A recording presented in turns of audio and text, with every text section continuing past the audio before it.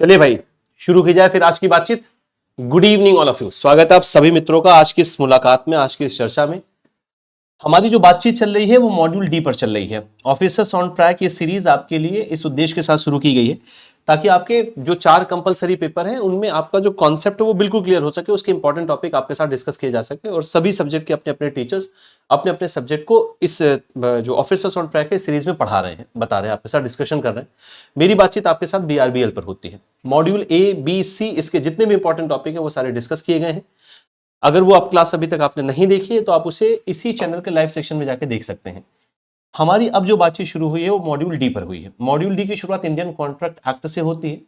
कल यानी पिछली वाली जो मुलाकात थी उस पर हम लोगों ने इंडियन कॉन्ट्रैक्ट एक्ट में जो एसेंशियल्स हैं और मीनिंग क्या है कॉन्ट्रैक्ट का, किसी वैलिड कॉन्ट्रैक्ट को फॉर्म करने के लिए क्या एसेंशियल्स हैं, कॉन्ट्रैक्ट क्या होता है, इस पर हमारी बातचीत हो चुकी है। आज से इंडियन कॉन्ट्रैक्ट एक्ट के अंतर्गत जो स्पेशल कॉन्ट्रैक्ट है हम उनकी शुरुआत कर रहे हैं। और स्पेशल कॉन्ट्रैक्ट में सबसे पहला जो कॉन्ट्रैक्ट है वो कॉन्ट्रैक्ट ऑफ इंडेमनिटी है। ये डिफाइन किया गया है 2 सेक्शन में। कॉन्ट्रैक्ट ऑफ इंडेमनिटी डिफाइन हुआ है सेक्शन 124 में एंड सेक्शन 125 में, और ये किसका है? इंडियन कॉन्ट्रैक्ट एक्ट का सेक्शन है।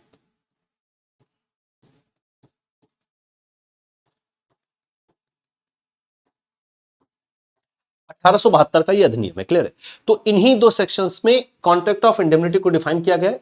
कॉन्ट्रैक्ट ऑफ इंडेमनिटी में आपके साथ सारे सीक्वेंस पर डिस्कस करूंगा, कोशिश करिएगा कि उनको सीक्वेंस में ही आप याद रखें। तो सीक्वेंस में जो सबसे पहला स्पेशल कॉन्ट्रैक्ट है वो कॉन्ट्रैक्ट ऑफ इंडेमनिटी है। सबसे पहले समझ लेते हैं कि इंडेमनिटी का मतलब क्या होता है। देखिए, इंडेमनिटी का अर्थ होता है to make good the loss. एक आसान भाषा में कॉम्पनसेशन प्रोवाइड करना।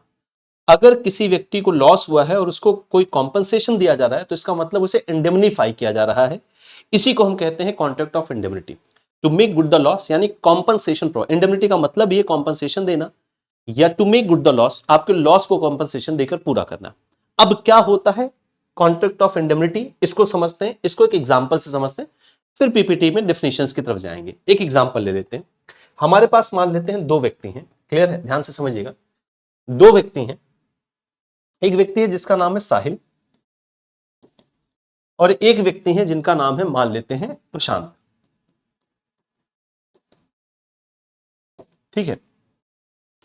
अब प्रशांत ने, ध्यान समझिएगा, प्रशांत ने साहिल से यह प्रॉमिस किया कि अगर आपके साथ मेरे द्वारा या किसी थर्ड पर्सन के द्वारा, प्रशांत ने साहिल को यह प्रॉमिस किया कि मेरे द्वारा या किसी थर्ड पार्टी के द्वारा अगर आपको कोई लॉस होता है तो मैं आपको कॉम्पनसेशन प्रोवाइड करूंगा। यह मैं आपसे प्रॉमिस करता हूं। किसने प्रॉमिस किया? प्रशांत ने साहिल को, कि अगर आपको मेरे द्वारा या किसी थर्ड पार्टी के द्वारा किसी प्रकार का कोई लॉस होता है, जो लॉस हम इस कॉन्ट्रैक्ट में कवर कर रहे हैं, अगर उनमें से कोई लॉस आपको होता है तो मैं आपको कॉम्पनसेशन प्रोवाइड करूंगा। यह मैं आपसे प्रॉमिस कर रहा हूं। अब जो यहां पर प्रॉमिसर है यानी जो प्रॉमिस कर रहा है, जो लॉस को कॉम्पनसेशन देगा, वो क्या कहलाता है? उसको हम कहते हैं इंडेमनीफायर। क्या कहते हैं? इंडेमनीफायर। और जिसका लॉस कवर किया जाएगा, जिसको कॉम्पनसेशन मिलेगा, उसे हम कहते हैं, पार्टी जरूर याद रखिएगा, पार्टीज पूछी गई हैं, इंडेमनीफाइड, या इसे कहते हैं इंडेमनिटी होल्डर। Indemnity holder.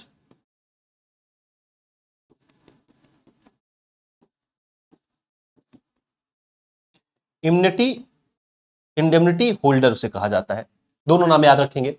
अभी जो आपका पेपर 2025 दिसंबर में बीता है उसमें इन दोनों पार्टीज के बारे में पूछा गया है। तो अब मैं फिर से परिभाषा बता रहा हूं, और ये जो डेफिनेशन लिखी गई है वो लिखी गई है सेक्शन 124 में, section 124 of Indian contract act 1872 में। ठीक है।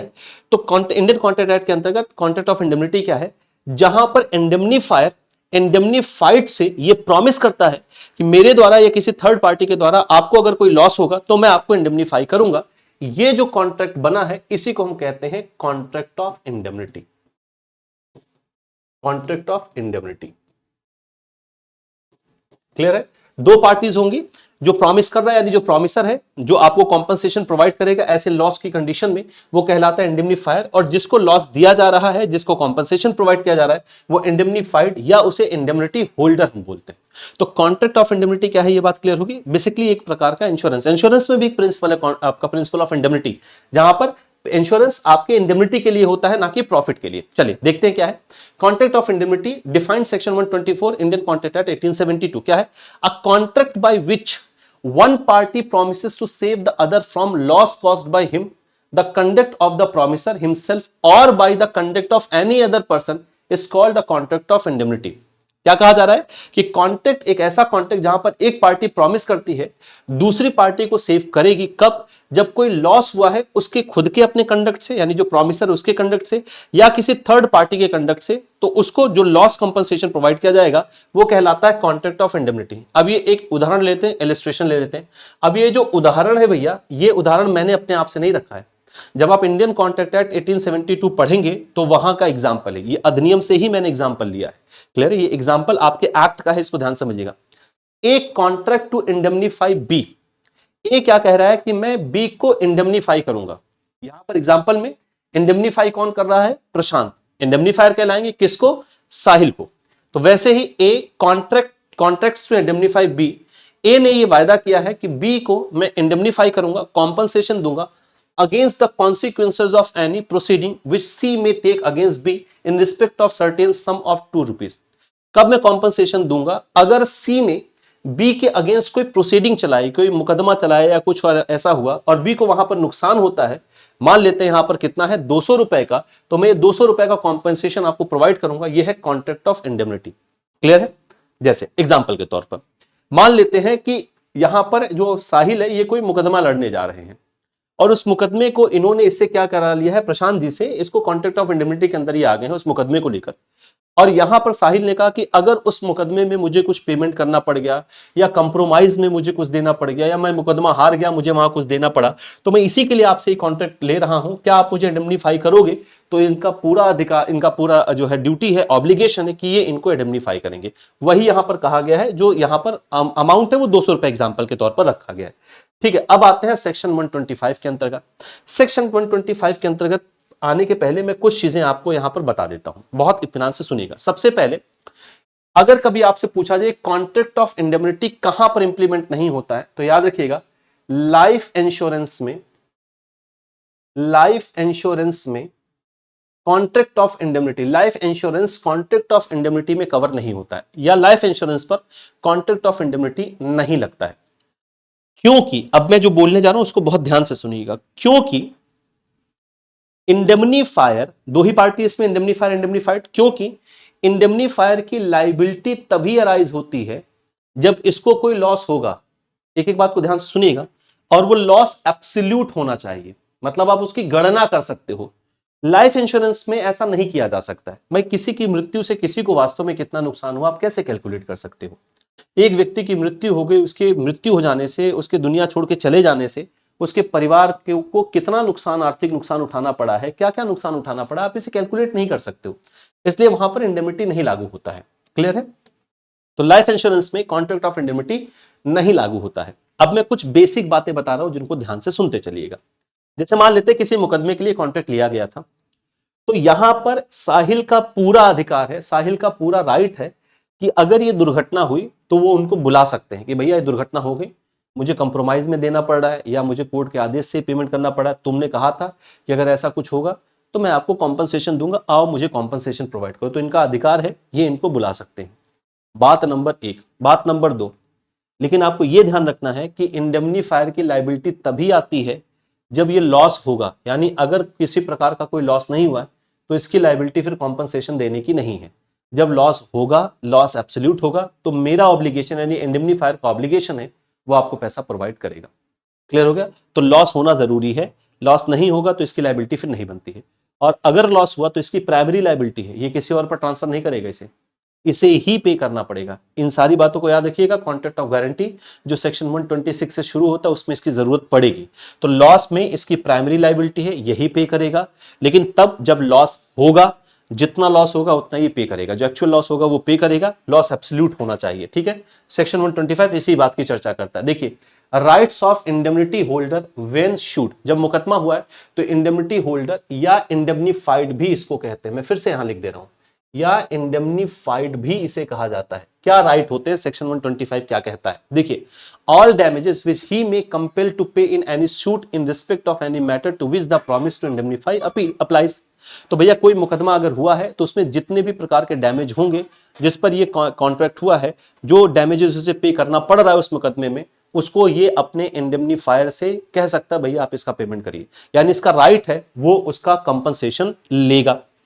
All costs which he may be compelled to pay in any such suit if in bringing or defending it he did not contravene the orders of the promisor। Clear है, अगर कोई भी amount उसे उस मुकदमे को डिफेंड करने में खर्चा करना पड़ गया या कंप्रोमाइज करने में खर्चा करना पड़ गया और उसने किसी भी कॉन्ट्रैक्ट, किसी भी ऑर्डर को, प्रोमिसर के किसी भी ऑर्डर को ब्रीच नहीं किया है, तो उसका अधिकार है वो पैसा उनसे लेगा कि भैया आपने कहा था मुझे कॉम्पनसेशन देने का, आप दीजिए। And act as at it would have been prudent to him to act in the absence of any contract of indemnity or if the promisor authorize him to bring or defend the suit।